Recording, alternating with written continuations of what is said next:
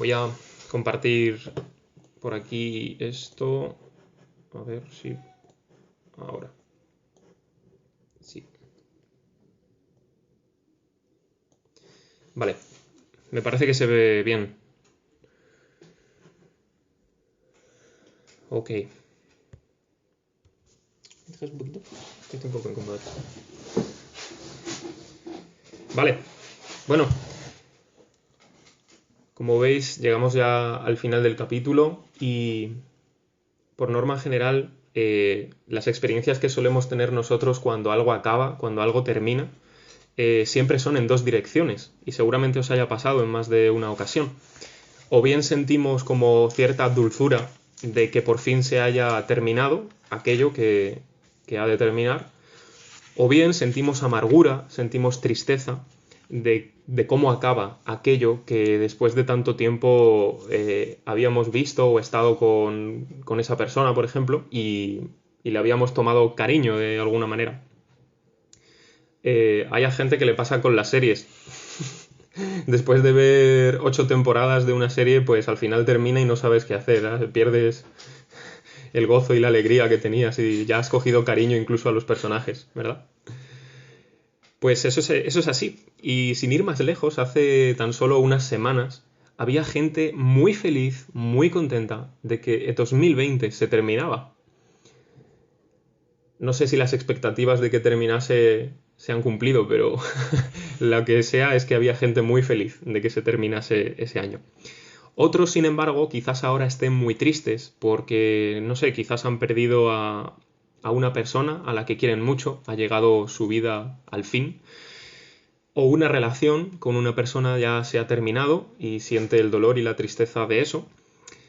Pero que las cosas terminen es un continuo recordatorio de que nada es para siempre, al menos aquí y ahora en este mundo en el que vivimos.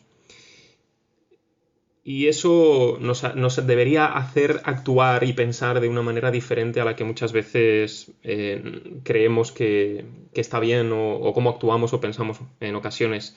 Porque la verdad que no es malo mantener o intentar mantener aquello que es noble, aquello que es bueno, pero es muy necio intentar sostener y conservar aquello que se tiene que perder, aquello que se tiene que marchitar. Así que en nuestro texto de hoy, como hemos leído, ¿qué observamos? Pues el final de todas las cosas. Y ciertamente en este texto vemos aquello que va a ser eliminado para siempre, por completo, y aquello que Dios, en su gracia, va a mantener y va a hacer que permanezca a lo largo de los siglos, ¿verdad? Así que me gustaría que nos adentremos juntos al final del libro de Daniel para que con alegría y con felicidad y gozo, como he orado, podamos ver qué tiene el Señor preparado para toda la eternidad, para su pueblo. Dejadme que pongo esto aquí. Ahora. Pues vamos a ese primer punto que, como veis, se titula así, en forma de pregunta: ¿vida o confusión perpetua? Y si podéis recordar, el capítulo anterior a este, el 11, era una larga visión profética que Daniel tuvo y en ella se le revelaba todo lo que iba a acontecer a lo largo de toda la historia hasta el tiempo del fin dentro del contexto del pueblo judío y que estaba expresado, como digo, en el Antiguo Pacto, en el Antiguo Testamento. Y dijimos que había mucha discusión respecto a los últimos versículos del capítulo 11 porque no se sabía muy bien cuál era la identidad de aquel rey del que se hablaba.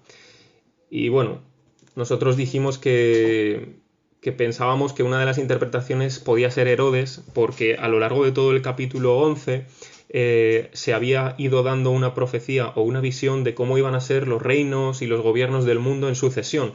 Entonces, yo sí que expliqué que hay gente que piensa que hay un salto desde Antíoco IV y los Macabeos, que era lo último que veíamos que teníamos certeza, y hay gente que piensa que de ahí se da un salto hasta el futuro del fin de los tiempos, ¿no?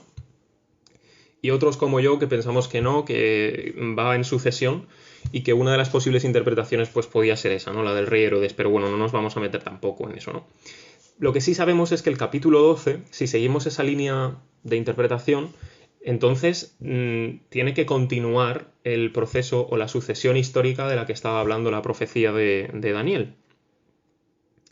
Y vamos a ver ahora entonces a qué se refiere, porque si no es el fin de los tiempos en el sentido que nosotros lo solemos entender, a ver qué es. Lo que sí pienso, si seguimos esta línea a la hora de interpretar, es que no podemos coger la frase tiempo del fin y pensar que cada vez que se utiliza esa expresión implica el final de los tiempos allá por el año 4000 o donde lo quiera colocar cada uno, porque no sabemos el día ni la hora, ¿verdad? Más bien, parece que en el libro de Daniel, cuando se habla del tiempo del fin, de lo que está hablando o a lo que se refiere es al momento en que va a culminar la historia dentro del contexto del pueblo judío en el antiguo pacto que estableció con Israel. Porque sabemos que eso iba a llegar al final, tenía un término, tenía un momento de cesar, porque Dios había prometido que iba a hacer un nuevo pacto diferente al que habían tenido los israelitas en aquel entonces. Y sabemos que ese nuevo pacto tiene un nuevo mediador, que es Jesús, ¿no? Entonces, vuelvo a explicar que el término tiempo del fin probablemente, aunque no quita que podamos pensar en el futuro lejano, cuando todas las cosas acaben, en Daniel se refiere al tiempo del fin de la era judía, por así decirlo, del pueblo judío, ¿no? Del antiguo pacto, cuando se va a formar el nuevo pacto, ¿no? Con la llegada del Mesías. Y en nuestro texto comienza de alguna manera pues diciéndonos que el arcángel Miguel se levanta y de repente va a haber un tiempo de angustia incomparable, un tiempo de angustia que no hubo en el pasado ni va a haber tampoco más allá, ¿no?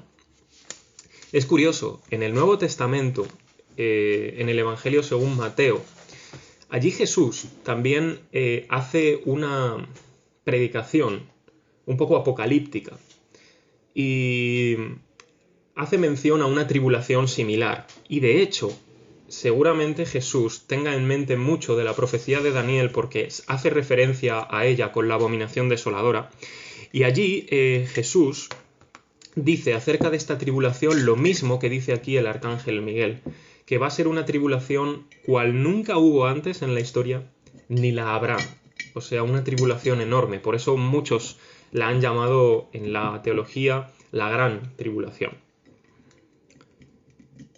Pero si sostenemos, según nuestra interpretación, que esta tribulación no se refiere a algo futuro, en el fin de los tiempos, en el fin de las cosas, entonces ¿a qué se refirió Daniel? ¿Y a qué se refirió el Señor Jesús cuando hablaron de esto? Bueno, la línea de interpretación que seguimos, si todo va acorde a cómo se fue dando en la historia las cosas, resulta que esta gran tribulación no puede ser otra que la invasión de Jerusalén con el general Tito por los romanos. Y fue una tribulación enorme para el pueblo de Israel en aquel entonces, porque todo lo que sucedió y todo lo que ocurriría a partir de entonces marcaría un sufrimiento duradero.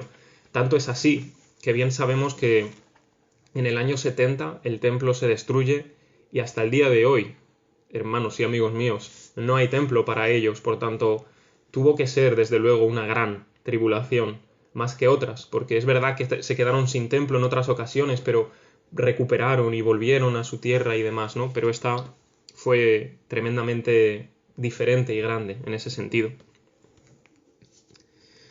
Así que sostenemos eso, sostenemos que si seguimos la interpretación desde el capítulo 10 hasta el 12, seguramente esto se refiere a la invasión de Jerusalén. Pero se nos habla de unos que iban a ser libertados, del pueblo de Daniel, le dice, que habrá hombres de su pueblo que serán liberados. ¿Y quién podrá ser este pueblo sino aquel que verdaderamente es el pueblo de Dios? Es decir, son aquellos que pertenecen sinceramente a Dios por haber creído con fe en Jesús. Y me explico. Los judíos, antes de que Jesús viniera, su fe en el Mesías también estaba, aunque no supieran quién era Jesús, ni conocieran su rostro, ni supieran su evangelio, también tenían esa fe en el Mesías prometido. Así que realmente el verdadero pueblo de Dios es aquel que tiene la fe puesta en Jesús, en el Mesías, ya sean judíos o ya sean gentiles. Es decir, si lo decimos con el nombre que nosotros conocemos a día de hoy, el nombre es la Iglesia, en mayúsculas. Ese es el pueblo de Dios. Y son los que están escritos en el libro de la vida. Y lógicamente, estos fueron liberados por una sencilla razón, porque hicieron caso a lo que Jesús les enseñó allá por el capítulo 24, si mal no recuerdo, de Mateo, cuando les habló de que el templo iba a ser destruido y de la abominación y todo eso. Ellos entendieron, y de hecho está recogido la invasión de Jerusalén y todo eso por el historiador Flavio Josefo. Entonces muchos cristianos de aquella época, haciendo caso a Jesús, se marcharon de Jerusalén y fueron liberados de aquella gran tribulación, de la muerte incluso, del dolor que eso supuso, y hicieron caso, en definitiva, a la advertencia que Jesús les dio. Los versículos 2 al 3 hacen referencia a la promesa y a la realidad de la resurrección en general. En lo que yo me quiero detener brevemente es en esto, porque no sé si os habéis fijado bien que hay dos tipos, por así decirlo, ¿no? Dice que hay quienes van a ser resucitados por el Señor para alcanzar la vida eterna, pero que hay otros que son levantados de la muerte para vergüenza y confusión perpetua. Hay dos tipos, hay dos caminos o dos elecciones aquí. No sé si lo podéis ver bien en los versículos 2 y 3, se ve claramente.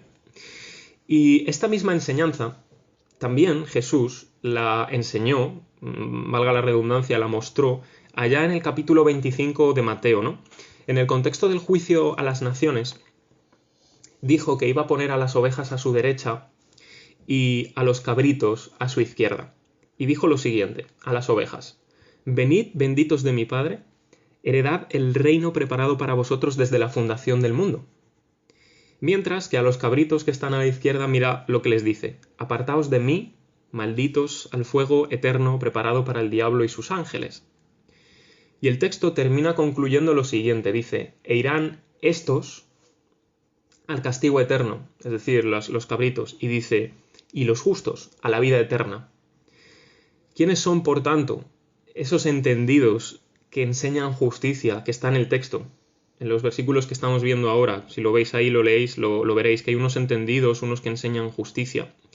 Pues son todos aquellos que han conocido, que han creído, que han vivido y que han enseñado el Evangelio de Jesús, sus buenas noticias. Así que hoy, 17 de enero del 2021, vuelve a ser un día de salvación si elegimos, si tomamos el camino que por fe se nos ofrece en Jesús. O si por otro lado hay alguien que lo prefiera, también puede tomar la decisión de la puerta que le lleva a la confusión y a la vergüenza perpetuas. Ahí están los caminos. Ahí está la advertencia y la promesa del Señor. Aquellos que se levantarán para vida eterna, vida perpetua, o aquellos que se levantarán para vergüenza o confusión eterna. Por tanto, hoy vuelve a ser un día para ser salvo. Un día de misericordia y de gracia del Señor para salvarse, para alcanzar la vida perpetua, eterna, en Jesús. Y es cierto que esto de la resurrección va a suceder al final de todos los tiempos, pero no te sientas tan seguro tampoco, porque ¿cómo llegarás a ese fin? ¿Cómo llegarás a ese final? ¿Vas a llegar alegre y feliz de saber que te vas a reunir con Dios o que vas a mantenerte lejos de su presencia para siempre? Mientras tanto, dice el texto que muchos van a correr de aquí para allá y que la ciencia se va a aumentar. Es absurdo interpretar la palabra ciencia como nosotros la entendemos hoy día. Por supuesto, Daniel dudo mucho que se estuviese refiriendo a robots, a aviones, a bombas nucleares. Evidentemente, aquí ciencia, de manera especial, se refiere al conocimiento y, curiosamente, al conocimiento de Dios, especialmente, porque así se le llama mucho a la ciencia, al conocimiento de Dios en la Escritura, se le llama ciencia o inteligencia, porque eso es la palabra, ciencia es conocimiento, ¿no? Y si siguiésemos la línea que estamos buscando de interpretación, ¿qué ciencia se aumentó? ¿Quiénes corrieron de acá para allá y hicieron aumentar la ciencia del conocimiento de Dios en aquel entonces? Pues aquellos que recorrieron el mundo entero llevando el Evangelio de Jesús. Fijaos si corrieron de aquí para allá, que el mundo entero, el mundo conocido en aquel entonces, fue recorrido con una ciencia que hasta entonces nadie tenía, la ciencia del conocimiento de Dios verdaderamente por medio de Jesús, de su evangelio. Y fueron corriendo muchos de acá para allá, llevando la palabra de Dios a todo hombre. Pero, ¿sabes? Esto sigue sucediendo a día de hoy. Vuelvo a repetir, 17 de enero de 2021, nosotros todavía hoy podemos seguir llevando a los demás esta ciencia y este conocimiento de la palabra de Dios para que muchos hoy, 17 de enero de 2021, puedan saber que existe el camino de la vida eterna, de la vida perpetua, que existe esa elección. Aparte de que también existe la elección de la confusión y la vergüenza perpetuas. Porque el Evangelio no esconde esa realidad. Te muestra la confusión y la vergüenza perpetuas, pero también te muestra la alegría y el gozo y la oportunidad de la vida eterna. Así que nuestro primer punto de hoy, vida o confusión perpetua, no nos enseña solo que hay dos caminos y que tenemos que elegir uno u otro, sino que también nos enseña que nosotros, quienes ya hemos tomado ese camino, somos los responsables de llevar a otros a conocer ese camino. El camino en el que puedan elegir la vida perpetua, la vida eterna, sacarlos de la confusión y la vergüenza perpetuas para que alcancen la vida y puedan estar con Dios por toda la eternidad. Eso es lo que nos enseña también nuestro texto hoy. No solo para nosotros, como si, bueno, yo ya la tengo y me olvido. No, ahí fuera hay mucha gente que no conoce esto. Y nosotros somos responsables de llevar esa ciencia, ese conocimiento, que no es otro sino el Evangelio de Jesús. Así que podemos hacerlo y de hecho oro para que lo hagamos desde el vínculo. Y que muchos conozcan a Dios y sean salvos. Lo cual nos lleva a nuestro punto número 2, que es este, ¿no? El cuándo de Dios. Porque si hay algo que todos los seres humanos queremos saber, la gran mayoría de veces por lo menos, es cuándo algo en concreto va a suceder. Queremos saberlo, ¿no? Y cuando leemos cosas como estas en la Escritura, que se refiere al final de los tiempos, pues todavía con más razón queremos saber cuándo. De hecho, los propios apóstoles querían saber cuándo iban a suceder las cosas que Jesús les dijo acerca de la destrucción del templo. Es algo que está dentro de nosotros, es que no lo podemos evitar. Nos mueve el morbo de querer saber algo que sobre todo es oculto. Y en este caso, si os fijáis en el texto, no fue Daniel quien hizo la pregunta. Dice, uno de los varones que estaba en el río. Por cierto, desde el capítulo 10 no sabíamos que había 3 personas, porque solo vimos que había una persona en medio del río y otro, que era Miguel. Ahora resulta que se nos dice que hay 2 varones, cada uno a uno de los extremos del río, y la otra persona que está en medio del río, que si os acordáis de cómo interpretamos Daniel 10, dijimos que seguramente se trataba de Jesús de alguna manera o forma en gloria antes de su encarnación. Y entonces este varón pregunta, ¿cuándo será el fin de estas maravillas, de estas cosas, ¿no? Y dice que el varón vestido de lino le dijo algo muy enigmático y nosotros nos quedamos como Daniel en el versículo 8. Yo oí, mas no entendí.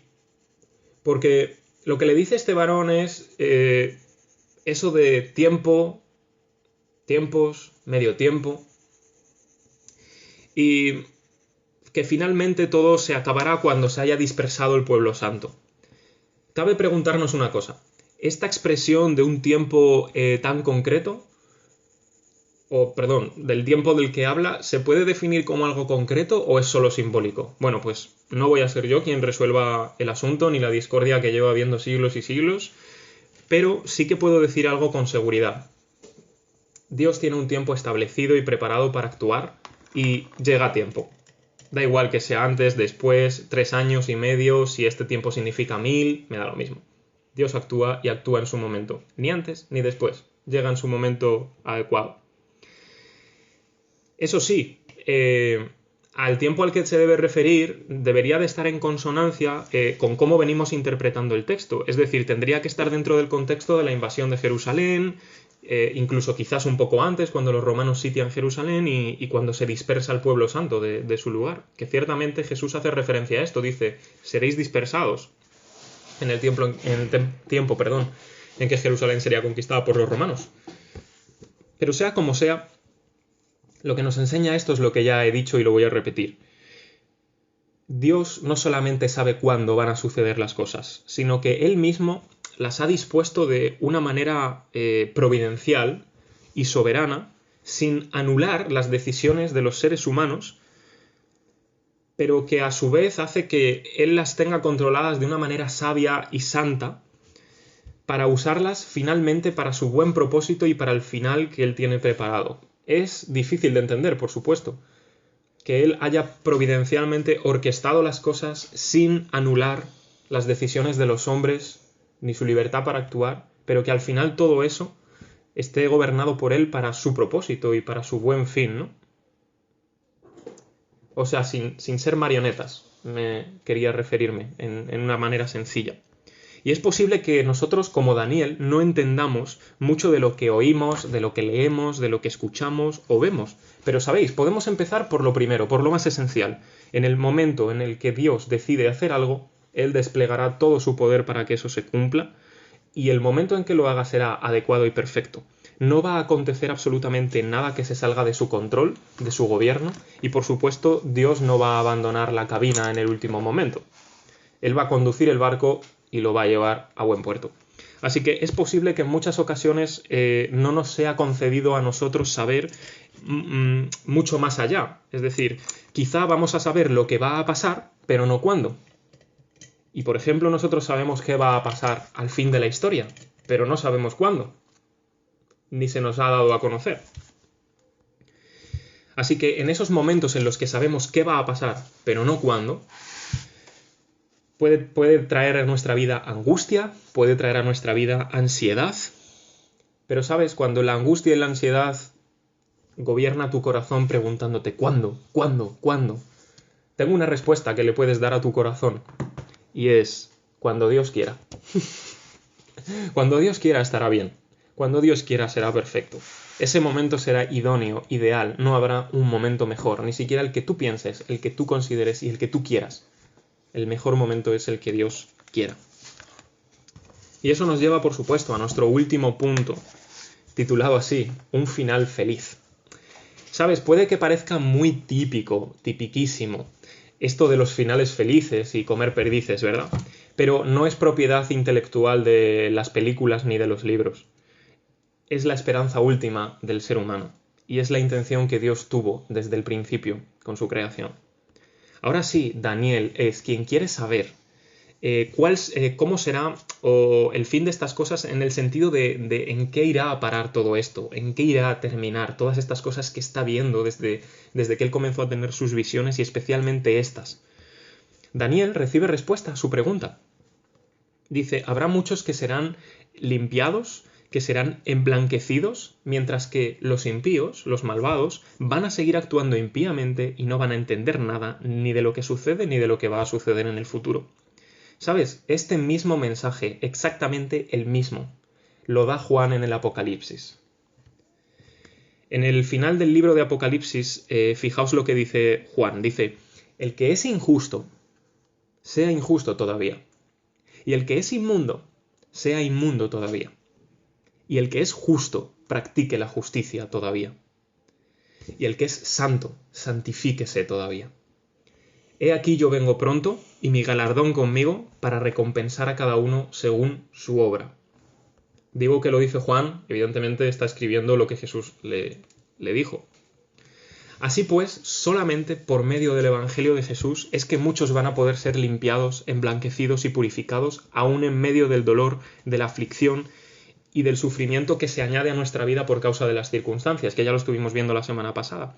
Pero es curioso cómo a la par, a la vez que reciben esta bendición estas personas, hay otros que van a seguir totalmente centrados en la maldad, en la impiedad, en el pecado, en la lejanía con Dios, ¿no? Y estos son los que ni entienden, ni van a entender en el futuro lo que ocurre, ni ocurrirá, porque están desconectados completamente de Dios, están lejos de Él, y es que quieren estar lejos de Él. Son los que eligen la vergüenza, la confusión y el castigo perpetuo y eterno. El Evangelio, aparte de todo lo que significa, también es una manera de librarnos de la ignorancia. Y lo recalco. ¿Qué ignorancia es la que nos salva? el Evangelio, la ignorancia de Dios, de no conocerle, de no saber quién es.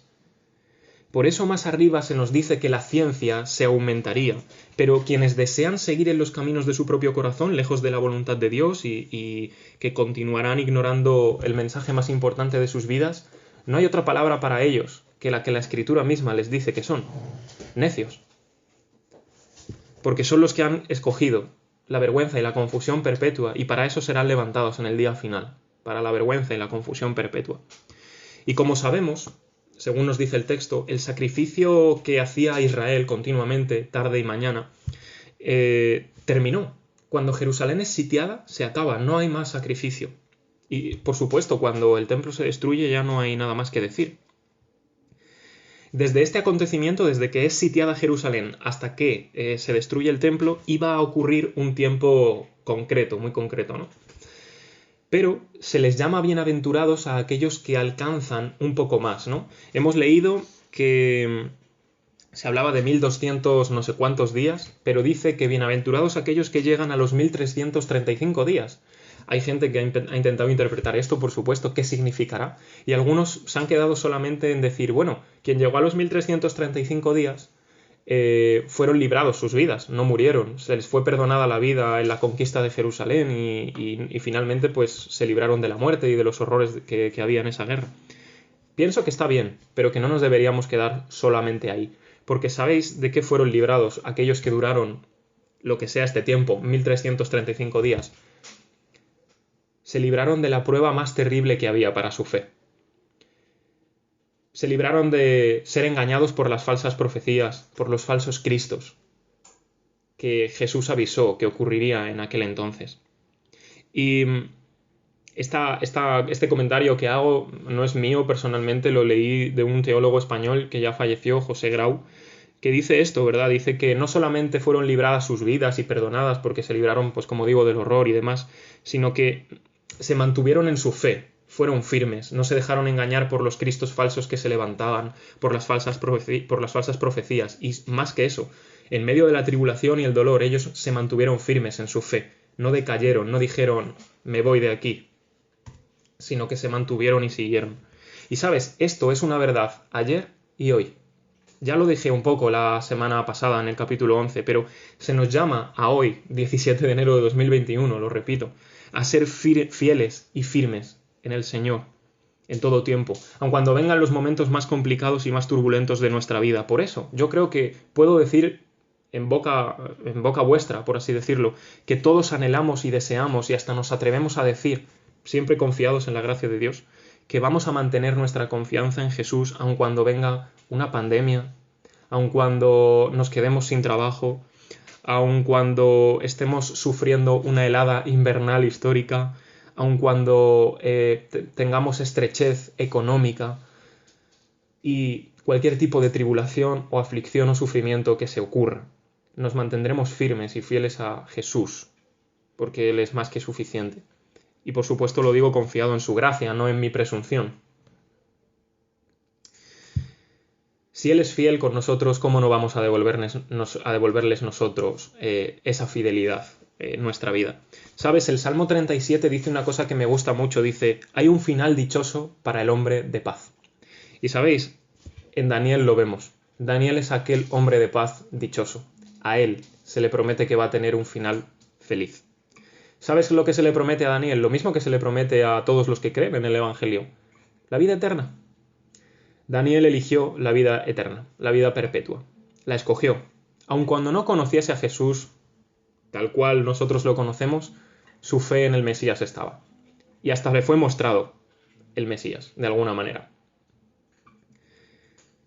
Se nos ha prometido absolutamente a todos, aquellos que creamos en el Evangelio de Jesús, que alcanzaremos la vida eterna. Y sabes, la propia palabra lo dice, vida eterna. Dios no va a jugar con nosotros de manera malévola, quitándonosla, dándonosla, quitándonosla. No, es eterna, es para siempre. Si la recibimos de Él, la tenemos. Y es porque Dios así lo ha querido. Así que terminamos aquí esta serie de Daniel, en el capítulo 12, que por cierto, no sé si os acordáis, lo voy a poner aquí, así la titulé, Vivir sin conformarse. Y lo de que conformarse tenga una letra diferente, lo hice aposta. Porque desde luego que no se conforma, ¿verdad? Esa palabra. Porque no se parecen nada cada una de las letras a las demás. Porque dije que conformarse significa, no puede significar dos cosas. O bien que te resignas a una situación o a algo, ¿verdad? Y ya está, y lo aceptas. Pero conformarse también puede significar que no me adapto a una cosa que hace que yo pierda lo que soy, mi identidad o mi fe. O sea, no pierdo, no anulo lo que yo soy por conformarme a eso. Y es lo que vimos sobre todo en el capítulo 1 de Daniel y es lo que yo quiero rescatar ahora para finalizar la serie. Que vivamos sin conformarnos. Que vivamos sin conformarnos porque es lo que todo el rato nos ha estado enseñando este libro de Daniel. Que vivimos en medio de un mundo extraño, diferente, que incluso puede que no crea igual que nosotros. Pero Dios está al control de las cosas. Dios sabe lo que va a hacer. Podemos estar firmes, podemos estar seguros. Y lo que dejo ahí escrito, ¿verdad? Vivir sin conformarse implica decidir aquello que finalmente va a satisfacer, ¿no? Que nos satisfará en lo más profundo de nuestra alma. Que Jesús mismo, nuestro Rey, en mayúsculas, será el que va a salvar a su pueblo, el que lo va a limpiar y el que lo va a resucitar para vivir eternamente junto a él. Y esto es vivir sin conformarse. Es vivir sin dejar nuestra fe de lado, sin adoptar lo que otros quieren que adoptemos. Y ya hablamos en el capítulo 1 de que hay muchas cosas buenas que nosotros podemos adoptar, pero hay otras que no. Y esto es vivir sin conformarse. Porque en medio de un mundo que no tiene mucha más esperanza que quizás los avances que puedan existir de aquí a 20 años, pero después morir, no es suficiente esperanza, por lo menos para quienes sabemos que la solución del mundo no está en eso. Vivir sin conformarse implica esto, implica que tenemos una promesa enorme, grandísima de parte de Dios y que no deberíamos desaprovecharla. Hoy, como digo y repito, es un día perfecto para salvarse. Si alguno de nosotros no ha escogido el camino de la salvación, si alguno de nosotros no ha escogido el camino de la vida eterna, de la vida perpetua, que se promete en este capítulo, puesto que la otra alternativa, la verdad, no se la aconsejo a nadie, ni siquiera Dios quiere eso, porque si no, no nos habría dado la alternativa. Pero la hay. Y es la vergüenza, la confusión y el castigo eternos. Así que sal de ahí, ahora que puedes, y Dios te ofrece su gracia y su mano. No habrá a nadie a quien Dios deseche si va a Él sinceramente para ser salvo. A nadie, absolutamente a nadie. Así que me gustaría que orásemos, por supuesto, para terminar y acompañadme también en ello antes de que podamos dar nuestras alabanzas. Voy a quitar esto por aquí y oramos. Señor Jesús, te alabamos. Es sorprendente ver cuánto hemos aprendido a lo largo de todo este libro de Daniel y cuánto nos ha hablado de ti. Porque a veces leemos la Biblia pensando que hay miles de cosas que no sabemos ni siquiera a qué se refieren, que a veces se pierden en cuestiones de leyes, de profecías, de asuntos de la historia, de ejércitos, de reyes, de tronos, y nos perdemos. Pero en verdad vemos claramente cómo las cosas muestran una realidad más excelente, más suprema y más grande, y que todo apunta a ti, todo. Y que tú eres al final el rey por excelencia, que tu trono es el que se mantiene por excelencia, que la historia está siendo gobernada por ti, que las leyes de las que vemos han sido cumplidas por ti, que los reyes y jueces que vemos en el pasado no son nada en comparación a lo juez y rey que eres tú, tan perfecto, santo y bueno. Y nos sorprendemos realmente de lo que hoy hemos visto.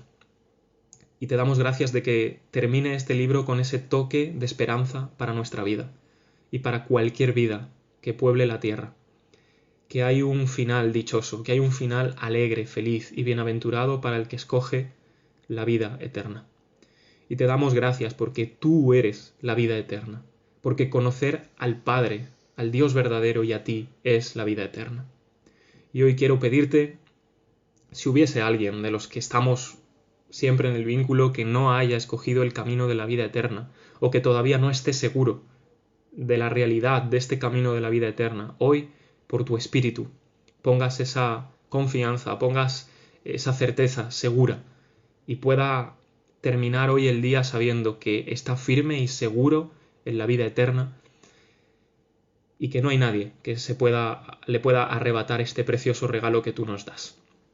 Así también te pido para que nosotros seamos capaces de hablar a otros que no conocen esto y podamos llevarles esta ciencia, este conocimiento verdadero de ti, de Jesús, del Evangelio, a los que nada saben, para que dejen de ser ignorantes, para que dejen de ser personas lejanas a ti y a tu voluntad y alcancen también la vida eterna y puedan entrar por esa puerta y escoger ese camino.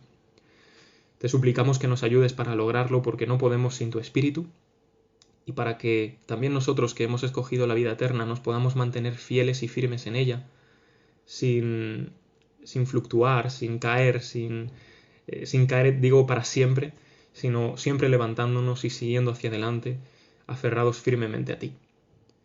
Y tú nos sostendrás, esa es tu promesa, así que estamos seguros de que no caeremos para siempre, porque nos sostendrás. Amén.